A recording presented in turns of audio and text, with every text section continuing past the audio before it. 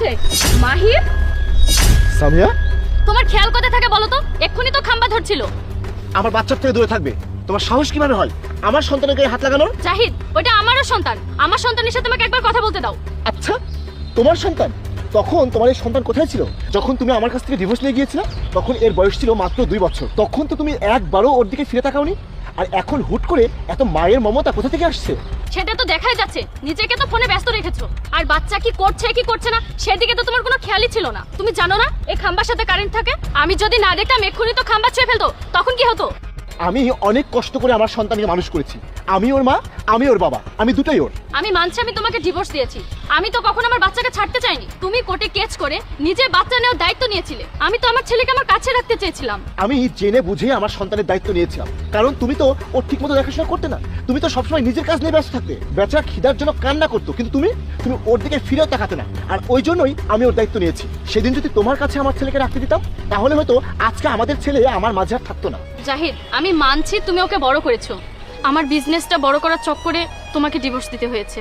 তো এতদিন পরে তোমার সন্তানের কথা মনে হলো? তোমার তো অনেক বড় ব্যবসা ছিল, তাই না? শোনো, তুমি তোমার নিজের ব্যবসা সামলাও আর আমাকে আমার সন্তানকে সামলাতে দাও। আমি যে বিজনেসের জন্য এত কিছু করেছি সেই বিজনেসটাও আজ আমার নেই। তুমি তো জানতে আমি পার্টনারশিপে বিজনেস করতাম। ওরা আমার সাথে বেইমানি করে সবটা নিয়ে নিয়েছে। বর্তমানে আমি আমার যে সেভিংসের টাকাগুলো ছিল সেগুলো দিয়ে চলছি। আমার এই ব্যবসার চক্করে পড়ে আমি আমার সুখের সংসার হারিয়েছি। আমার কি ছিল না বলো? আমার তো সব কিছুই ছিল। একটা ভালো স্বামী ছিল, বাড়ি গাড়ি সন্তান, কত কি ছিল। আমার সব কিছুতে সুখ ছিল। এই ব্যবসার লোভে পড়ে আমি সব কিছু শেষ করে ফেলেছি। জানো, আমার অনেক আফসোস হয়। দেখো সামিয়া, মাহিবের উপরে তোমার আর কোনো অধিকার নেই। তুমি যদি এতই ওকে ভালোবাসতে তাহলে এতদিনে একবারও ওর সঙ্গে দেখা করতে আসনি কেন? একবারও তো এসে দেখোনি যে তোমার সন্তানটা কেমন আছে, ভালো আছে নাকি খারাপ আছে।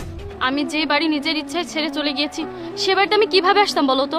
আমি তোমার বাড়িতে রাগ করে জিদ করে চলে এসেছিলাম। তাই আমার মনে হলো যে তোমাদের বাড়িতে যাওয়া আমার একদমই ঠিক হবে না। যেখানে আমার নিজের বাপ মা আমাকে অস্বীকার করেছে সেখানে আমি ভেবেছিলাম যে তোমার বাবা মা আমাকে অস্বীকার করবে, তাদের সাথে তুমিও। তাই আমি বাড়িতে ফিরে যাওয়ার আর চেষ্টাও করিনি। আম্মা, দেখো জাহিদ, আমাদের ছেলে আমাকে অনেক ভালোবাসে। আমি মানছি আমি অনেক বড় ভুল করে ফেলেছি। হয়তো আল্লাহ দ্বিতীয়বারের মতো আমাকে সুযোগ দিয়েছে। প্লিজ জাহিদ, তুমি আমাকে ক্ষমা করে দাও। আমি তোমাকে কথা দিচ্ছি আমি কখনো তোমাকে ছেড়ে যাব না। আমি যখন মা হয়েছিলাম না তখন আমার এইসব ব্যাপারে কোনো রিয়েলাইজ ছিল না। যখন আমি তোমাদের ছেড়ে এত দূরে ছিলাম তখন আমি বুঝতে পেরেছি। জাহিদ, প্লিজ তুমি আমাকে ক্ষমা করে দাও। আমি কখনো আমার এই সন্তানকে ছাড়া থাকতে পারবো না। আমি তোমার কাছে হাত জোড় করছি, প্লিজ।